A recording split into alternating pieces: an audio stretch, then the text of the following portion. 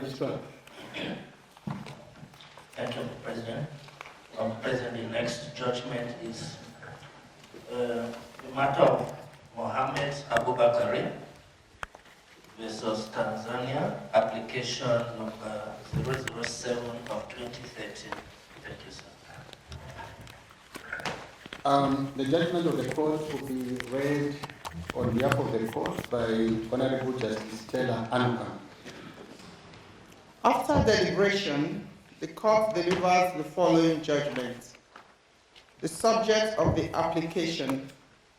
The application for reparation was filed by Mr. Mohamed Abubakari, referred to as the applicant thereafter, against the United Republic of Tanzania, also referred to as the respondent state, pursuant to the judgment of the court on the merits delivered on the 3rd of June 2016.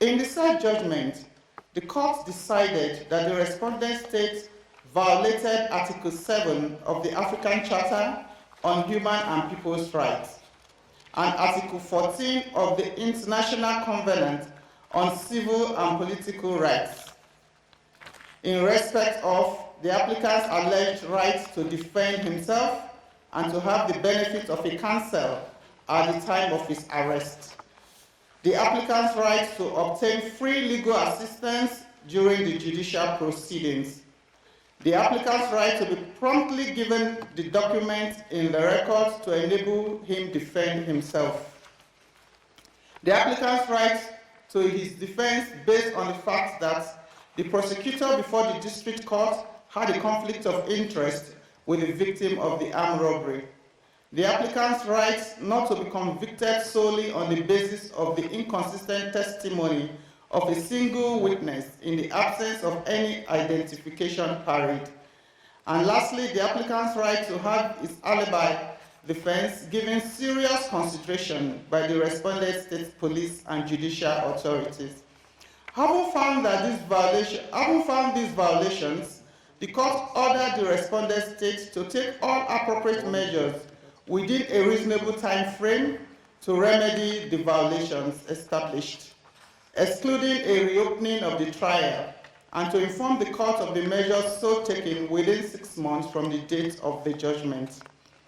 Pursuant to Rule 63 of the Rules of Court, this court ordered the applicant to file his submission on reparations within 30 days of the judgment of the 3rd of June 2016, and equally the respondent state to file submissions in response thereto within 30 days of the receipt of the applicant's submission. A brief background of the matter. The judgment of the 3rd of June 2016 was on the merits of the application filed by the applicant on the 8th of October 2013. In the application, he alleged that his right to fair trial had been violated by the respondent state during his trial at the domestic courts, following which he was convicted of the offense of armed robbery and sentenced to 30 years imprisonment. Prayers of the party. The applicant prays the court to grant him the following reparation: monies as detailed in his claim, and order for restoration of his liberty. Also prays the court to apply the principle of proportionality when considering the award for compensation to be granted. Also asks the Honorable Court to make an order that the respondent state guarantees no repetition of this violation against the applicants, that the respondent state should also be requested to report back to the Honorable Court every 6 months until they satisfy the orders this court shall make when considering the submission for reparation. The respondent state's prayer.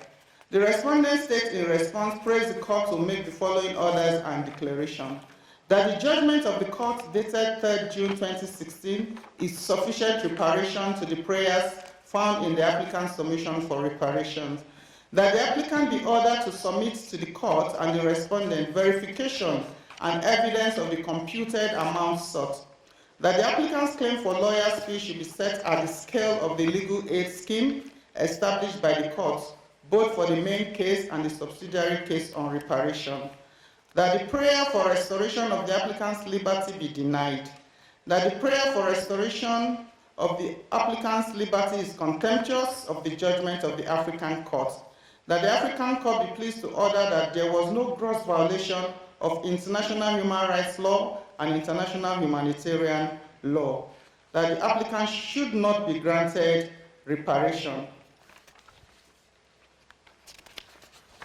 We now go to consider the application for reparation.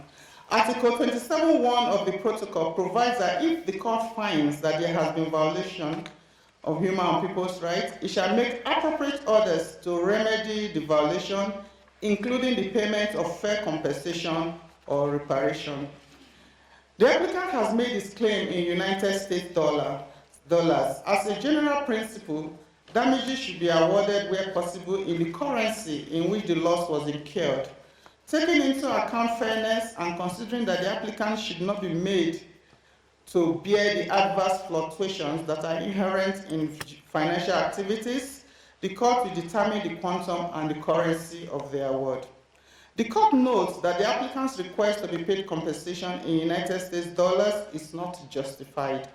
The court considers that the applicant is a Tanzania national, resident in Tanzania where the violations occurred, and the legal tender is Tanzania shillings.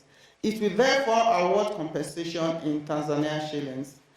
The applicant has prayed for pecuniary reparation for material loss, moral prejudice, and his indirect victims suffered, and non-pecuniary reparation in the form of restitution of liberty, guarantees of non-repetition, and measures of satisfaction. We begin with the pecuniary reparation. Material loss, loss of income, and life plan. The applicant avers that he was a businessman and financially supported his wife, his son, his parents, and siblings. He claims that he lost all his businesses following his imprisonment, and if released from prison, he will have no source of income.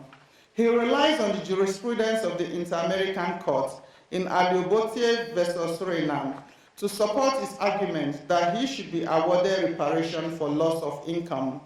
Furthermore, the applicant claims that his life plan has been disrupted and that he has been unable to achieve his plans and goals because of his arrest, his trial, and imprisonment. He relied on the Inter-American case of Luas Tamayo versus the state of Peru to support his claim that he is entitled to reparation for the loss of his life plan. Consequently, he requests that the court should award him the sum of United States dollars $652,778 as material damages for loss of income and life plan. The respondent state in return contests the submission of the applicant, stating that he was charged, prosecuted, convicted, and sentenced due to his criminal acts. Furthermore, that his sentence is legal and in accordance with the laws in force in the United Republic of Tanzania. The respondent state also asserts that the loss of the applicant's source of income is of his own making for trying to make quick money without working for it. The respondent state also avers that the applicant's life plan was disrupted by his illegal acts, which at the same time disrupted the lives of the victims of the armed robbery, who suffered considerable loss and trauma as a result of the applicant's actions. The court notes that the applicant's claim that he was a businessman prior to his arrest and sentence are not supported by evidence. The court also recalls that in his judgment on merits, it had noted that nothing in the applicant's record showed that he had a regular income prior to his arrest.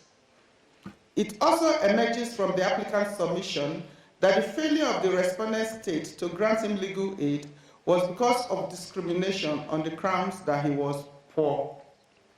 The court is therefore of the considered opinion that the applicant having no source of regular income has not justified with proof his claim for compensation amounting to United States dollars $652,778 for material prejudice resulting from the loss of income and lifespan plan.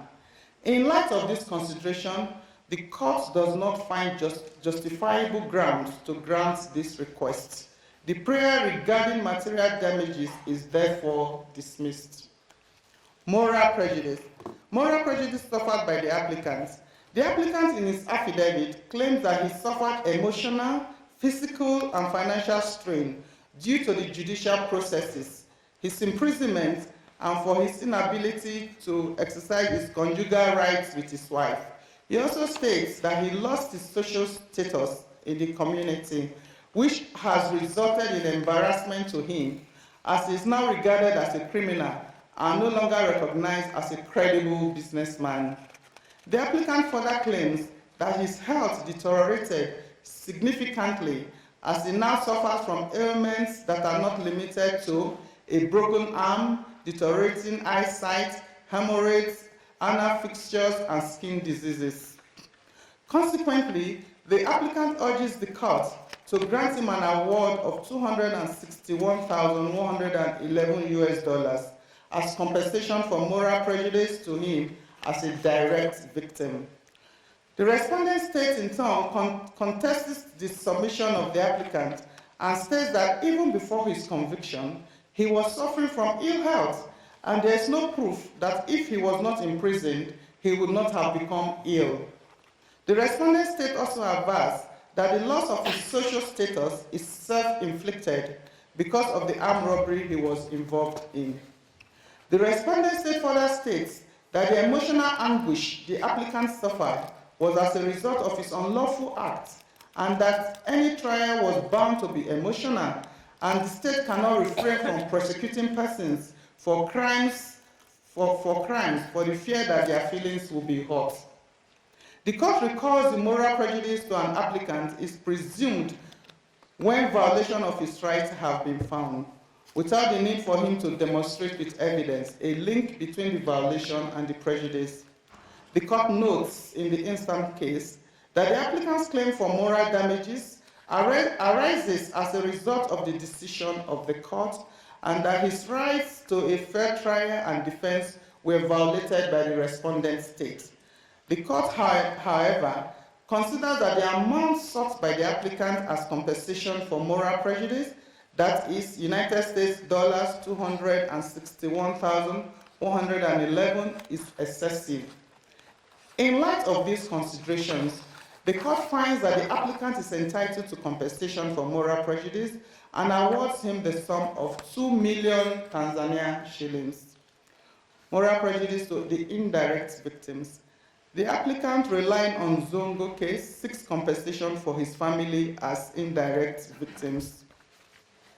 The applicant prays that the court, in evaluating the non-material damages, should apply equity and take into account the severity of the violation and the impact it has had on the indirect victims. The respondent state contends that all consequences suffered by the applicant's family are expected as a result of his crime. The respondent further asserts that he was convicted by competent courts and his appeals were completed in Tanzania. His separation from his wife and other relatives were self-inflicted by the applicant and is personal to him and not a legal issue. The respondent state also challenges the identity of the applicant's relatives on the ground that the applicant failed to provide any proof that he is the father of Ibrahim Mohamed. No marriage certificate is attached to show that he is also married to Lucrecia Kimaru, and no birth certificate linking him to the siblings and his nephew, all of whom he mentioned in his submission as being indirect victims. The respondent state further maintained that the national identification cards do not prove their kinship to the applicants, neither has it shown proof of the damage he alleges they suffered. The respondent state therefore prays the court to dismiss the applicant's claim for reparation for moral prejudice to the indirect victims. In respect of moral damages to his relative, the court has established that the determination of moral damages to those closest to an applicant will be done on a case-by-case basis. In this case, the court recognizes that the applicant's wife, his child, and parents are his immediate next of kin. They are the most likely to have suffered moral prejudice as a result of his imprisonment. However, before the court can order reparations for moral damages to these persons, there must be proof of affiliation between them and the applicants. The court also recalls that victimhood must be established in order to justify damages. The court notes that the applicant did not provide a formal marriage certificate that indicates that he is married to Lucrecia L. Kimaru. The court, however, notes the existence of the common law marriage, where a couple is considered married legally without formally registering their relationship as a civil or religious marriage. The marriage laws of the respondent state provide for the presumption of marriage where there has been cohabitation between a man and a woman, and also recognizes that the failure to register a marriage does not affect the validity of the marriage. In addition, such presumption is further buttressed by the fact that on the birth certificate of their son, Lucrecia L. Kimaru is designated as the mother of Ibrahim Mohamed, and the applicant is designated as the father, which clearly establishes a link between him and Lucrecia L. Kimaru. The court therefore finds that Lucrecia L. Kimaru is entitled to compensation for moral prejudice as an indirect victim, and awards Tanzania shillings 1,500,000 to her as compensation. Considering the applicant's claim for moral damages for his son, Abraham Muhammad Olotu, the court notes that the applicant supported the claim with a birth certificate, which is a formal evidence that he is the boy's father. In light of this, the court decides that Ibrahim Muhammad Olotu is entitled to compensation for moral prejudice as an indirect victim and awards 1 million Tanzania shillings to him as compensation. The court notes concerning the applicant's siblings and nephew that the applicant did not present any formal document as evidence that they are related by birth or by blood. The national identity cards and the birth certificates attached in support of his claim do not show proof of their affiliation to the applicant, as this document only attests to their identity. His request for reparation for moral damages to his siblings and nephew, namely Sarah Serumba, Judith Nelson, Umbaraka A. Olotu, and Abiola Masaru Olotu, is therefore not established, and the claim is dismissed. Non-pecuniary reparation, restoration of the applicant's liberty.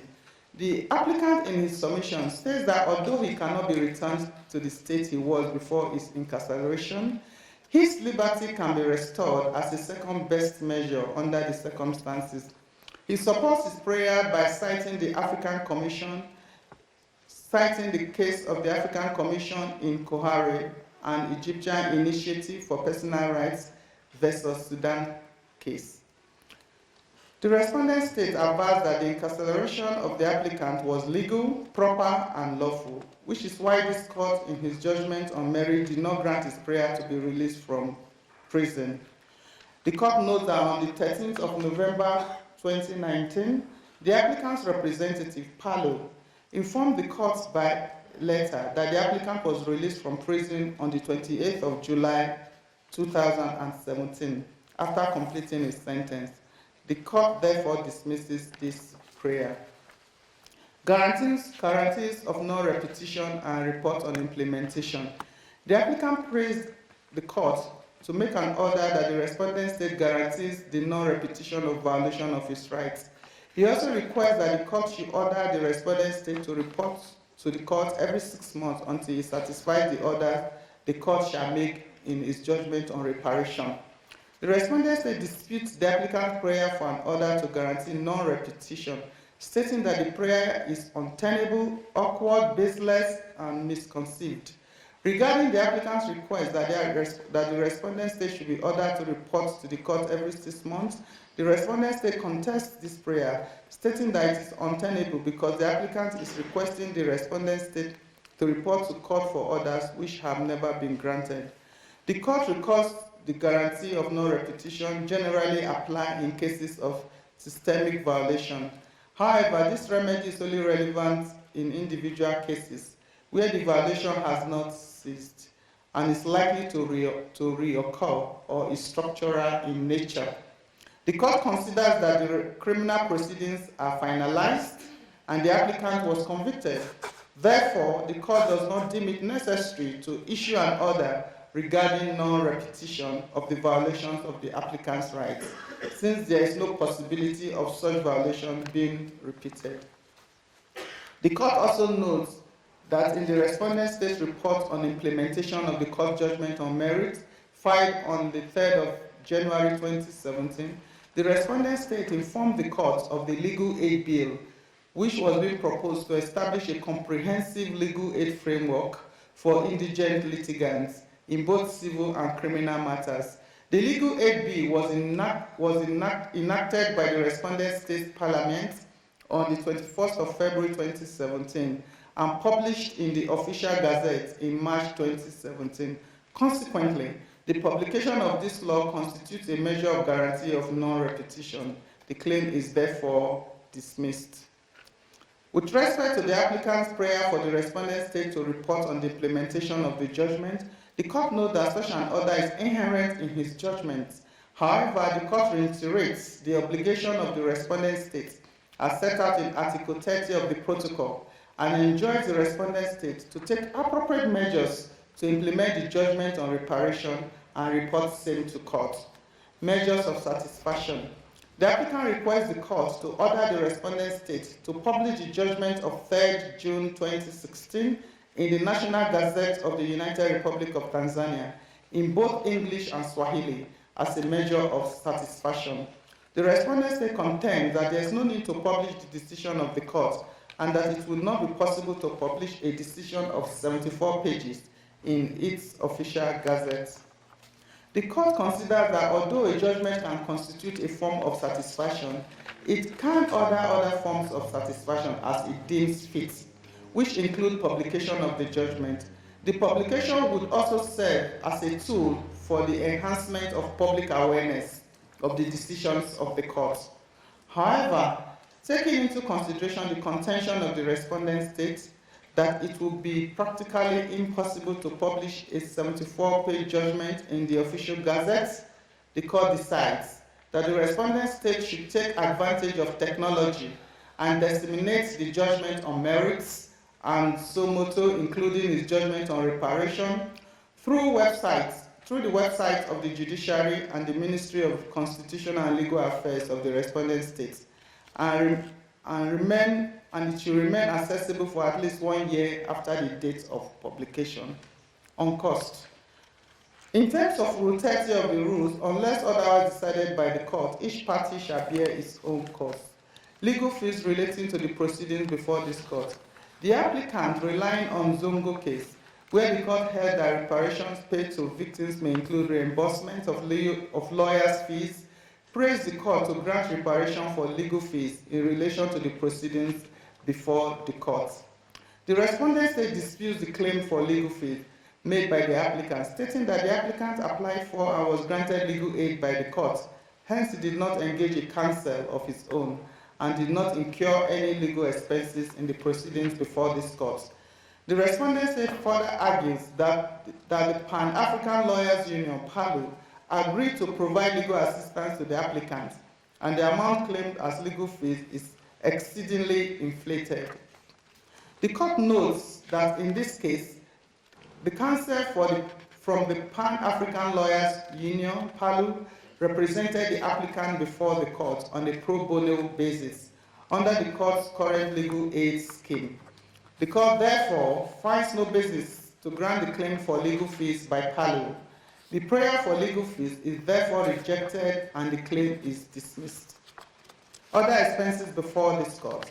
The applicant relying on the Zongo case, where the court held that reparations can also include a reimbursement of transport fares and sojourn expenses, praised the court to grant reparation for expenses incurred by his representative on transportation, stationery, and other costs, totaling United States $1,399.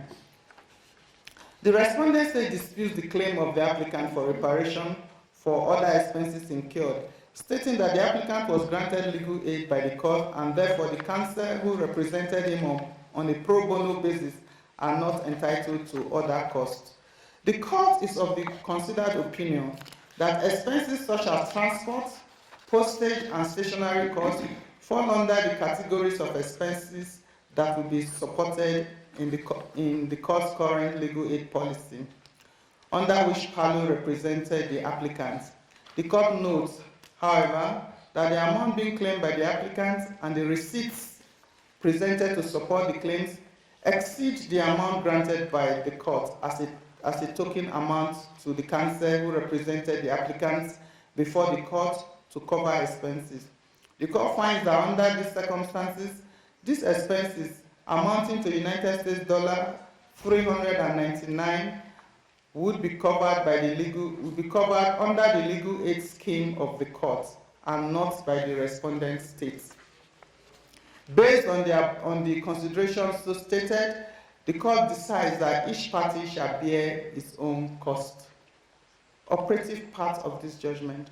For these reasons, the court unanimously on jurisdiction dismisses the objection on jurisdiction, declares that it has jurisdiction on pecuniary reparation, does not grant the applicant's prayer for material damages for loss of income and loss of life plan, does not grant the applicant's prayer for reparation for moral prejudice to his siblings, Sarah Shiruba, Judith Nelson, Mbaraka A. Olutu, and his nephew, Abiola Masiri Olutu, grants the applicant's prayer for moral damages suffered by him and the indirect victims, and awards compensation to them as follows. Tanzania shillings 2 million to the applicants. Tanzania shillings 1,500,000 to the applicant's wife, Lucrecia L. Kimario. Tanzania shillings 1 million to the applicant's son, Ibrahim Mohamed Ulotu. Orders the respondent states to pay the amount stated free from taxes effective 6 months from the date of notification of this judgment, failing which it will pay interest on arrears calculated on the basis of applicable rates of the Central Bank of the United Republic of Tanzania throughout the period of delayed payment and until the amount is fully paid. On non-pecuniary reparation, does not grant the applicant's prayer to be released from prison as this is moot, does not grant the applicant's prayer for an order regarding non-repetition of the violations, orders the respondent state to publish this judgment on reparation and the judgment of the court of the 3rd June 2016 on the merits within 3 months of notification of the present judgment on the official website of the Judiciary and the Ministry of Constitutional and Legal Affairs as a measure of satisfaction and ensure that the judgment remain accessible for at least 1 year after the date of such publication. On implementation and reporting, orders the respondent state to submit to it within 6 months of the date of notification of this judgment a report on measures taken to implement the orders set forth here and thereafter every 6 months until the court considers that there has been full implementation thereof. On cost, does not grant the applicant's prayer related to legal fees, costs, and other expenses incurred in the proceedings before this court. Decides that each party shall bear its own costs. This judgment has been duly signed by all the judges involved in the deliberation and the preparation of this judgment.